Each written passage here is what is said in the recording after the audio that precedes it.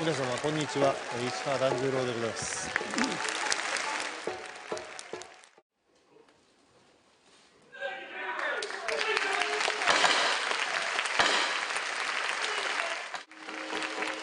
福岡市の博多座で上演中の市川團十郎特別公演。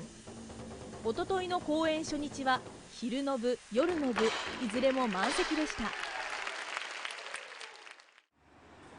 公演は6日に最終日を迎えますが、今回一般席のチケットは販売開始当日に完売。博多座の野中正俊さんは想定よりも早く売れたと振り返ります。想像以上にあっという間に完売してしまったんですよね。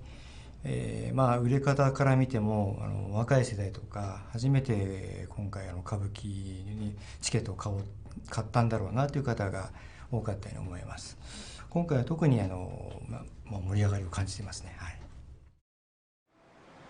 チケット売り場には当日販売される立ち見席のチケットを求める人の行列もできていました。国宝を見てちょっと見たいなと思いました。国宝でやっぱり今すごい盛り上がってるんで。映画もご覧になったんですか？見ました。2回見に行きました。歌舞伎の世界を題材にした映画国宝。これまでに興行収入が150億円を超え、邦画実写として歴代2位を記録するなど社会現象を巻き起こしています。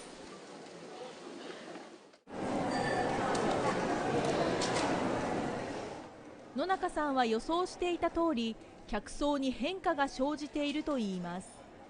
お弁当どうしたらいいんですかとか、お手洗いは上もありますかとか言われるので、やっぱりお顔を見てもあまりお見かけしない顔だなとかありますので、やっぱり新しいお客さんが来ている感じですね。顔なんとなく分かりますよ。はい、こうした新規のファンが博多座に足を運ぶことを念頭に、團十郎さんサイドも公演でさまざまな仕掛けを用意していました。本日はインビテーションという歌舞伎ということで、歌舞伎をご紹介するような内容の構成とさせていただいておりまして、普段見れないところや普段なかなか体験できないところを体験していただきながら、華やかな衣装を身にまとった2人の女方による舞踊、二人藤娘です。2人の藤の姓が思い通りにいかない男性への恋心などを抱き、あでやかに踊る姿が描かれています。国宝の劇中にも登場する演目で幕を開けた夜の部。その後は観客が舞台上で衣装を試着するなど、團十郎さんと間近で交流できる場面もありました。どうですか、刀は太刀は？思っていたよりすごく重たいです。はい、非常に臨場感が伝わりづらい重たさなんですけどすごく重たいですね。はい。劇場の外には衣装の重さを体験できるエリアも設置されています。市川團十郎さんが着ている衣装、実際60キロ近くあるということなんですが、こちらのリュックサック同じぐらいの重さということで実際に払ってみたいと思います。全然動かないです。決勝をさせていただきますね。10番で浴衣を入れるんですけど、この入れ方をね、出してると怒られちゃうんですね。舞台上に用意されたのは楽屋に見立てたセット。團十郎さん自ら化粧を施していきます。これね、簡単そうにやりますが簡単じゃないです。一応こう見えて私プロ全部決まり事がありまして、その決まり事にのっとって全てをやっていきます。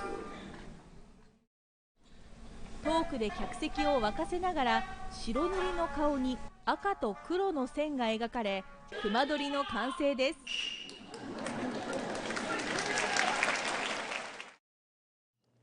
今度は衣装を重ね着していく團十郎さん。かつらや太刀なども合わせて重さは60キロほどになりますが、微動だにしません。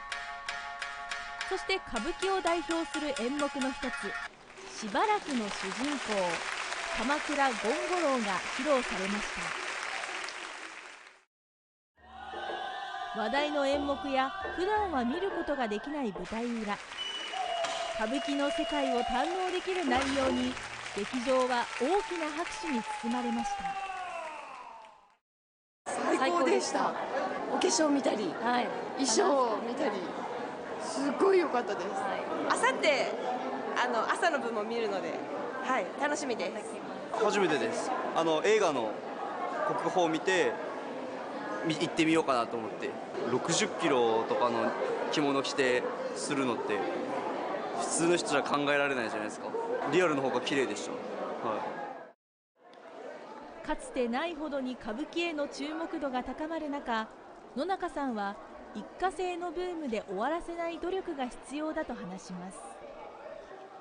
私から見ても面白かったですので、きっと初めての方なんかはですね、本当に興味津々にご覧になったんじゃないかと思います。これから歌舞伎ってやっぱりずっと続いていくわけですから、来年だけでなくですね、ずっと続いていくので、少しずつですけど、コツコツとこういったお声というかですね、皆様のお声を広げていけるようにですね、私たちも進めていけたらと思っております。